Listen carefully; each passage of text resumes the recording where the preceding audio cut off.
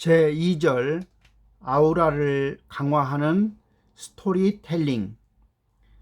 첫 번째는 진정성 있는 스토리텔링에 대해서 살펴보고, 두 번째는 스토리텔링의 원천에 대해서 학습하도록 하겠습니다. 첫 번째, 진정성 있는 스토리텔링입니다. 브랜드 아우라는 다양하고 복합적인 요인에 의해서 형성되지만 브랜드 빌딩 프로세스의 전 단계 없이 단기간에는 절대로 만들어지지 못합니다. 아우라를 지닌 브랜드는 오랜 기간 브랜드의 가치, 아이덴티티, 이미지, 개성, 고객과의 관계가 철저하게 구축되어야 합니다. 그리고 브랜드에 대한 이성적인 부분하고 감성적인 부분이 잘 결합해서 강력한 애착과 사랑을 발산하기 시작하게 됩니다. 니콜라스 알렉산더라고 하는 사람은 그의 논문에서 브랜드의 역사를 통해서 특정 브랜드만이 지닌 차별화된 아우라를 추구한다고 주장하고 있습니다. 럭셔리한 브랜드의 경우에는 유서 깊은 내력과 헤리티지는 자신의 아우라를 더욱 강화시켜주는 주요한 필수 불가결한 요소라고 한 바 있습니다. 그래서 브랜드 아우라를 만들어내기 위해서는 우리가 앞에서도 봤듯이 최소 30년 이상의 역사를 통해서 브랜드 정체성을 대의적으로 커뮤니케이션하는 브랜드 스토리를 가져야 합니다. 우리가 잘 알고 있는 맥도날드나 스타벅스 사례에도 심층 분석해 보면 그 연구에서도 이들 아우라 브랜드에는 꿈과 스토리가 들어있음을 알 수 있습니다. 브랜드 스토리는 해당 브랜드의 독특한 분위기와 매력을 형성하여 브랜드 아우라를 더욱 강화시켜주는 촉매 역할을 수행하게 됩니다. 브랜드 역사란 브랜드가 걸어온 길을 보여주는 것이고, 또 나아가서 브랜드가 향후 나아가야 할 길을 제시해주는 나침판과 같은 것입니다. 여기서 진정성 있는 스토리텔링은 아우라를 발생시키며 같은 뜻을 가진 사람들이 서로 의견을 같이 하면서 입에서 입으로, 즉 구전으로 전해져서 그 호응이 점점 에스컬레이터 되게 되는 것입니다. 스토리텔링이 만드는 아우라의 원칙을 사자성어로 찾아보면 같은 소리에 많은 사람들이 반응한다고 하는 동성상응으로 풀어볼 수 있겠습니다. 브랜드 스토리는 특히 진정성, 어텐틱을 기반으로 풀어나가야 합니다. 상업적 동기를 최대한 절제하는 마케팅 커뮤니케이션의 노력과 브랜드 이상이 있어야 우리는 진정한 성을 확보할 수 있습니다. 소비자들은 브랜드에 담긴 의미, 근본, 진실성을 원합니다. 따라서 이 같은 덩어리, 즉 번들이 일관된 방식으로 지속적으로 소비자들한테 제공되었을 때 스토리에 대한 신뢰성을 보다 높일 수 있게 됩니다. 결국 스토리라고 하는 것은 가치에 대한 진술로 정의될 수 있고, 이러한 스토리는 상품의 포장과 같은 것으로 감성이 중요시되는 현대 사회에서 제품 판매에서 결정적인 역할을 수행하고 있습니다. 21세기 기업 커뮤니케이션의 본질은 설득이 아니라 공감입니다. 따라서 스토리 없는 상품은 소비자의 감성에 어필할 수 없고 공감을 얻기가 정말 힘듭니다. 스토리는 인류가 배우고 학습하고 커뮤니케이션하는 가장 기본적인 방법이었습니다. 인간이 상업적으로 스토리를 활용하기 시작한 것은 시장의 역사와 그 궤를 같이 한다고 볼 수가 있습니다. 스토리는 인간의 지능과 기억에 영향을 미치는 강력한 도구라고 합니다. 따라서 우리는 스토리를 통해서 전달된 내용은 인간의 상상력과 기억 가능성을 획기적으로 높인다고 합니다. 브랜드 스토리는 브랜드 정체성을 내부적으로 커뮤니케이션 하는데 탁월한 효과가 있습니다. 저명한 작가이자 영화 감독인 폴 오스터는 스토리를 만들고 전달하는 것이야말로 우리가 세상을 이해하고 우리의 삶의 의미를 만들어내는 유일한 방법이라고 말한 바 있습니다. 세계적인 스토리텔링 전문 회사의 공동 대표 워치맨과 존스는 설득력 강한 스토리를 창조하기 위해서는 고객이 무엇을 원하는지는 물론 그들이 무엇을 느끼고 왜 그렇게 느끼는가 하는 감성도 완벽히 이해해야 한다고 주장하였습니다. 우리가 스토리를 분석할 때 4가지 성공 스토리 구성 요소가 있다고 합니다. 스토리는 첫째, 플롯이 있습니다. 플롯이라 하는 것은 어떤 사건이 일어났고 왜 일어났는지에 대해서 설명하는 것입니다. 즉, 플롯은 감성적 흐름 지도라고 생각할 수 있습니다. 둘째는 테마, 주제가 뚜렷해야 합니다. 이 스토리는 뭐에 관한 이야기다라고 명확하게 알 수 있어야 합니다. 셋째는 드라마틱한 텐션, 긴장이 있어야 합니다. 긴장은 감성을 움직이는 원천이기 때문입니다.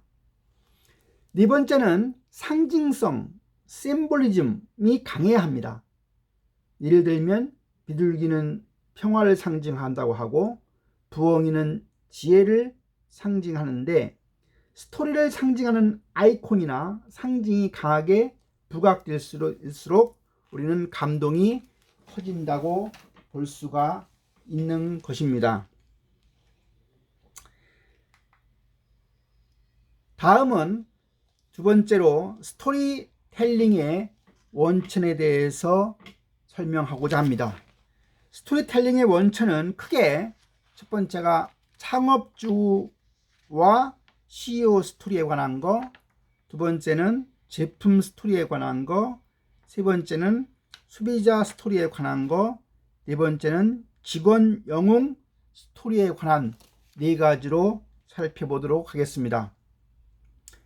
첫 번째, 창업주와 CEO 스토리입니다. 창업자들이 이야기는 지속적으로 사람들의 관심을 끌고 끊임없이 회자되는 경우가 많습니다. 기업의 가치와 문화를 대내적으로 전달하는 최고의 커뮤니케이션 메시지이기 때문입니다. 기업 내부 직원들에게도 자긍심과 동기를 유발하는 강한 촉매 역할을 수행합니다.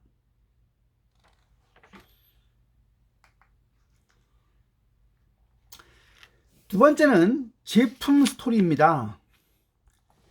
첫 번째, 제품의 탄생에 대한 역사에 관한 것입니다.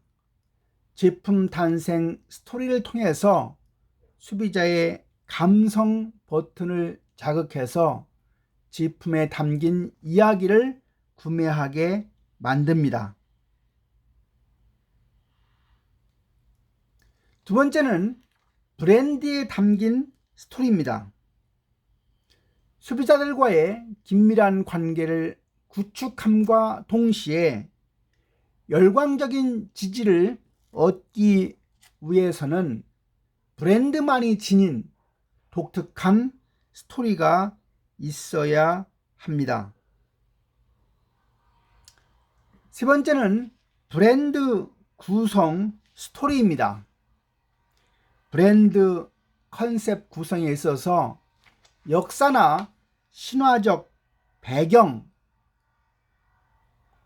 기반한 스토리는 소비자들에게 브랜드에 대한 환상을 심어 주어서 절대적 지지를 이끌어낸다고 합니다. 몇 가지 예를 보면 로만소는 브릿지 주얼리 브랜드 제이에스티나의 브랜드 네임을 이탈리아 조바나에서 가져오면서 제이에스티나의 모든 제품들은 그녀의 모습을 형상화하고 조반나 공주를 중심으로 이야기를 풀어나갔습니다.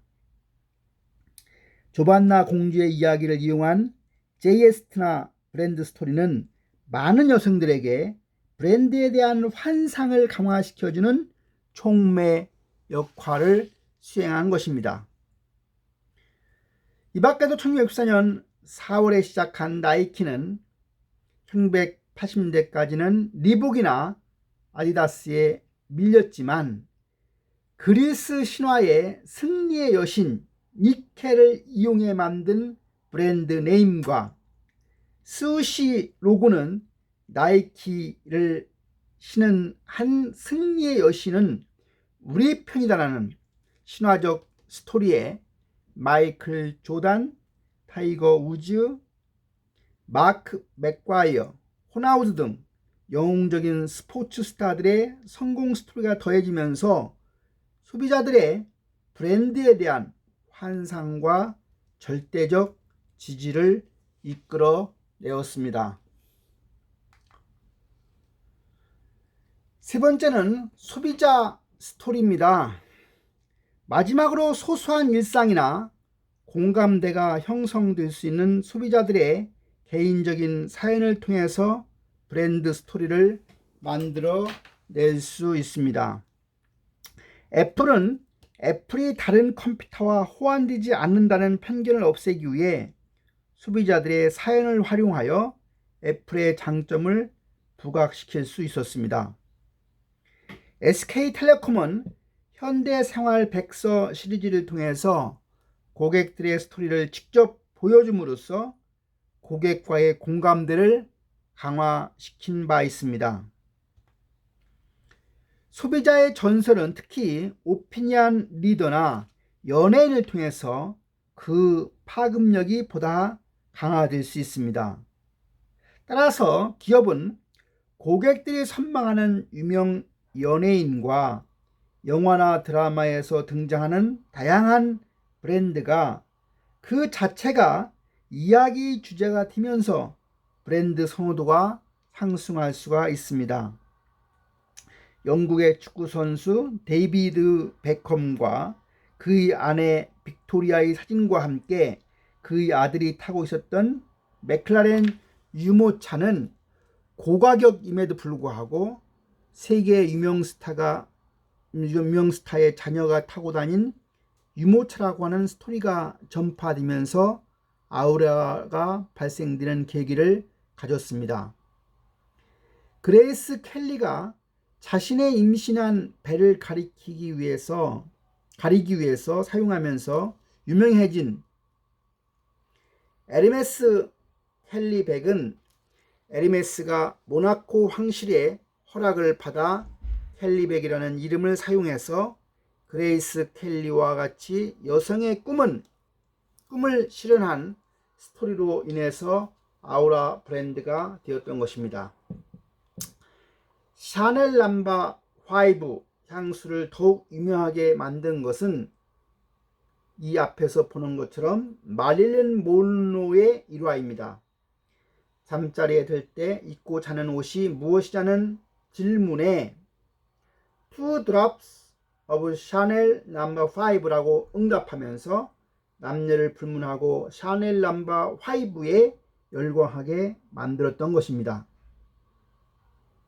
그래서 그 샤넬 넘버 5는 다른 향수보다 고가임에도 불구하고 마릴린 몬로의 잠옷이라는 스토리가 전파되면서 소비자들의 감성을 자극해서 가장 대중적인 향수로 유명해지기 시작했습니다.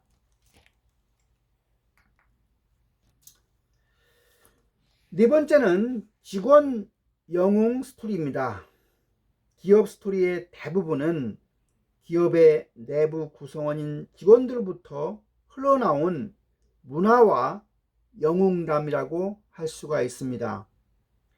좋은 스토리는 말단 직원, 상품 개발자, 회계사 등 직위와 소속에 상관없이 누구에게서도 발견할 수 있습니다. 브랜드와 관련한 비하인드 스토리를 통해서 소비자들의 관심과 신뢰를 얻게 되는 경우입니다.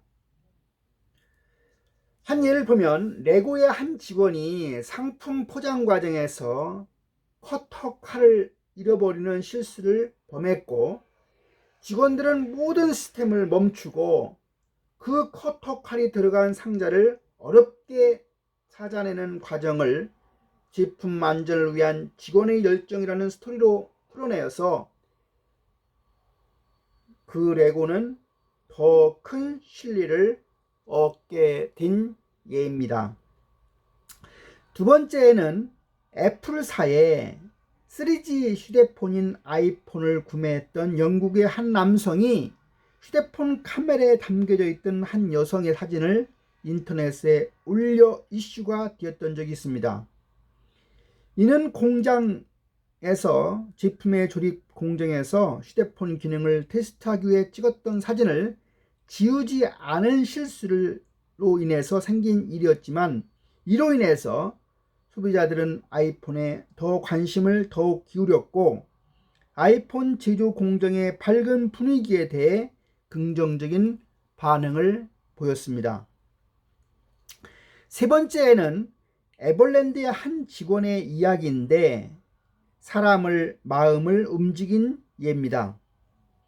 어린 학생이 한겨울에 양말도 신지 않은 채 화장실에 서 있는데 한 직원이 그 아이의 발을 손으로 감싸 주었다는 신화적 이야기가 전해지면서 에버랜드는 감성 브랜드로 발전시키는데 크게 공헌하였습니다. 강력한 조직 정체성으로 유명한 릴츠 칼튼 호텔의 경우에 청소부도 고객 행복을 위해서 $2,000까지는 선집행 후 결제라고 하는 고객 만족 프로그램을 운영하고 있는 중입니다. 이 같은 조직 문화에서 전 세계에 거의 매일처럼 고객 감동을 불러온 직원 영웅 스토리들이 만들어지고 저장되고 있습니다. 뿐만 아니라 스칸디나비아 체인 호텔 코멜도 고객에게 특별한 서비스를 제공하는 것을